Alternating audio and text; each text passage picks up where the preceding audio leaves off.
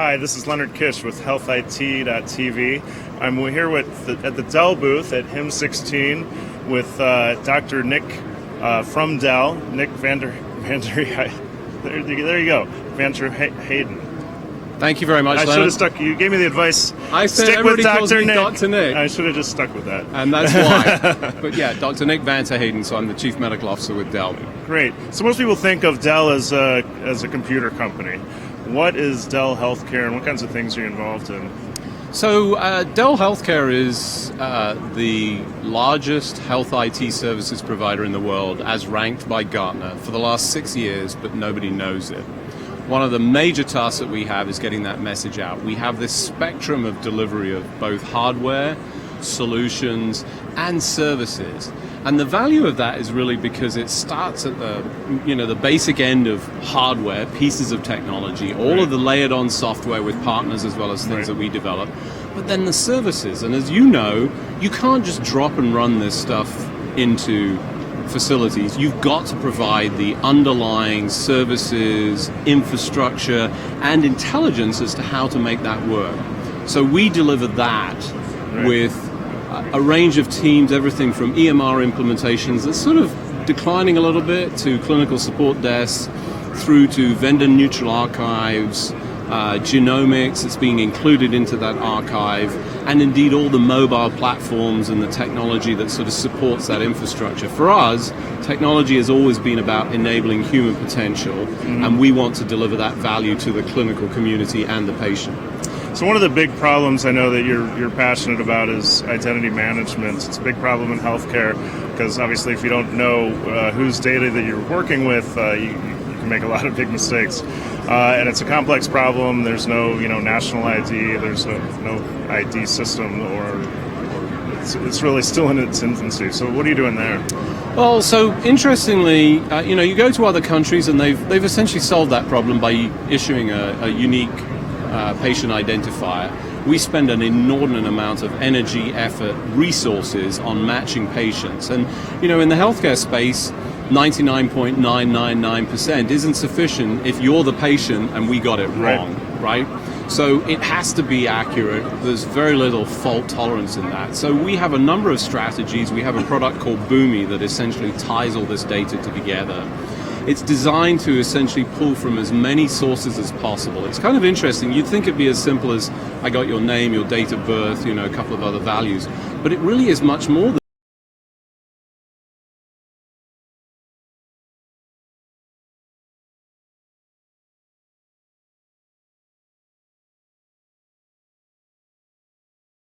algorithms that essentially improve over time to tie that data together. So what percentages are you achieving? Well, so I think that depends on the use case. So if it's population health, you can accept some of those tolerances, but if you're doing individual clinical decision support, you can't tolerate any errors. And, where there's any cases that there's a question mark or some possibility. So unless you're 100% is difficult to say because obviously there's always some potential, but we have an extraordinarily high level of certainty, then that's automated. But if there's any question, it gets put out to the side for an individual review, and then there's some human intelligence. Good news for humans, that means we're still relevant, right? Yeah, for a while anyways. Well, let's hope so. Another thing I know that you're passionate about is serving the underserved with technology and telemedicine. You were born in Africa, so you're very passionate about that. So tell us what kinds of solutions that you're working with to serve the underserved. Well, so there's a couple of levels to that. There's sort of the domestic aspect to that. We see, underserved communities can be rural, they can be, in inner cities, but a lot of it's centered around the rural communities. They have challenges with access. We see the enablement of those communities through cloud-based infrastructure and technology. And cloud isn't just about the data, it's about applications, particularly as you think of genomics. the idea that you would download somebody's genome to some rural community physician, process it there, is not going to happen. So we're putting all of this into the cloud in a secure way. We have a neutral archive that essentially has taken in 11 billion images at this point. We're adding in all the laboratory data, the clinical data, but also now genomics, and saying we can process that off a value add. We've got a number of applications. And what that does is democratizes access to people living in rural communities, and importantly to the physicians who are serving those populations but are struggling because they could be a one-man band. Now you can start to provide it. And then in Africa, I'm proud to be part of an organization that has the Michael and Susan Dell Foundation. It's separate to Dell, but obviously bears the same name. Those individuals are really passionate about providing for the underserved. Well, in those situations, you talk about cloud, but bandwidth is often very tight, especially in rural. Certainly in this country, in rural areas, it's tight. Africa, I can presume it's tight, but mobile phones have penetrated, pretty much the whole world at this point. What kinds of solutions do you have that are more low bandwidth? So the great thing about Africa is that they have. Well, it's not great that they have limited resources. Ingenuity is driven by the circumstances that you live in. And you're right, I was born there. I'm passionately part of Africa. I feel more African than I do anything else. And we've essentially supported a number of projects out there. We had one with the United Nations, introducing tablets that are working on low bandwidth to allow access, sending clinical trained individuals, typically not physicians because they don't have the numbers of physicians, out into the community and offering them the support so that they can help with the decision making. Good example of that, for a mother in a rural circumstance in Africa could be 1-2 days away from a clinic for delivery. For her, when she has a prenatal examination, the decision is, does she need to go to that clinic and make that journey? Well, we're able to provide technology through the low bandwidth mobile phone systems that they have there, do a store and forward of a simple ultrasound, typically carried out by somebody that's been trained, not a physician, but somebody that's a midwife, who are clinically trained but may not be able to read the ultrasound, sent to somebody that's able to read it, and then they get back a binary decision, typically by a text message that says, no, you're good, you can have that baby here, or no, you need to go to the clinic, make the journey. And the beauty of that is, you didn't just save one life, you saved 2 lives. Yeah, I like that, because people talk about the Uber of healthcare, but the thing is, when people talk about those kinds of things, there is no really core unit of value like a ride or a piece of property in a car that you're sharing in healthcare. It seems like the core piece of, or core unit of value in healthcare is a decision and getting the right decision as quickly as possible. So if we talk about the sharing economy and all these things moving, it's really about driving better decisions faster for patients. Couldn't agree more. I think the value of that decision to you as an individual, underserved communities, is, I think in many of the Western countries we fail to sort of acknowledge the innovation and insights that they have. Given the limited resources, you think, well, it's not going to be very special, but they've created incredible innovation because they have the limited bandwidth. By way of an example, the payment system that we know, online payment through PayPal, well, that was just a copy of what was created in Africa through the mobile payment. It was around minutes initially, but they had value, and it essentially has created the largest mobile payment system. Highly effective, all based on the phone, no PCs involved. Right. Absolutely revolutionary. Why are we not learning more stuff from them? Yeah, it's interesting, and I have a lot of experience in South America. When you don't have any infrastructure to start with, it makes it sometimes easier to build a newer, better infrastructure. Whereas here we're always in healthcare, maybe more than anywhere, we're laying and things on top of a very old, sometimes not the best infrastructure. Right. So partly that I would say is a baggage issue. So we have a lot of baggage. That was one of the things I discovered in a hospital that I was involved in, where we had the first paperless, or one of the first paperless medical records back in the 90s. Installed an electronic medical record system. We were paperless, but at the point that we had, the patients coming in, everything was coming in was paper, and everything that we sent out was paper because all around us. And that was the baggage that we had to deal with. We were way ahead of the time.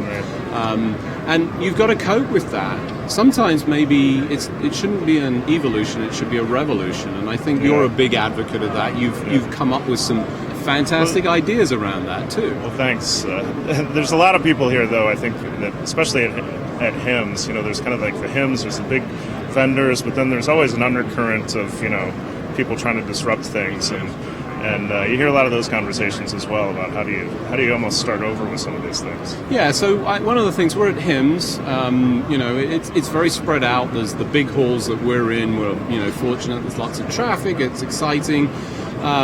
What I notice, and one of the things that I like doing, is going down to the halls that are a little bit, less trafficked. I feel sorry for some of those vendors because they don't see as much.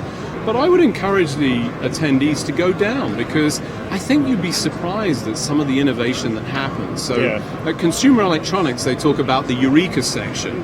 I'd call some of that area in HIMSS the Eureka section. This is places where you go, wow, I hadn't thought about that. What a great idea. Yeah, the HX 360, the Innovation Pavilion is great with a lot of startups that we work with, so it's really fantastic that they've added that in the last 2 years. One other thing I want to talk to you about is the Dell Medical School. Obviously, that was from a $50 million donation from the Dell Foundation. Way.